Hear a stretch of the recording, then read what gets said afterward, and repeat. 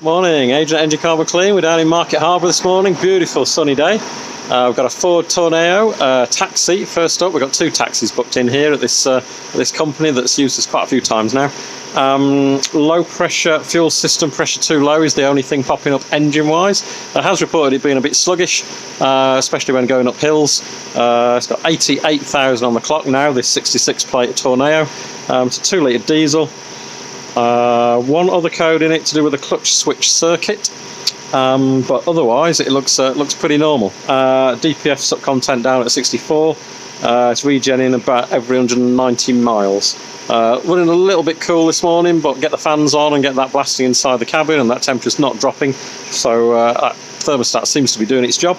Otherwise, just in need of a general clean-up. The one we're on to next will be another Ford. That's probably pushing 300,000 miles on that next one, and I'm sure this will be up that way in a few years' time. Keeping it clean preventatively is a perfect way to keep it running sweet and quiet. Yeah, but that sluggishness potentially could be down to fuel pump, or just it's probably been a while since I had a fuel filter. So get that changed, and then hopefully that code won't be popping back on.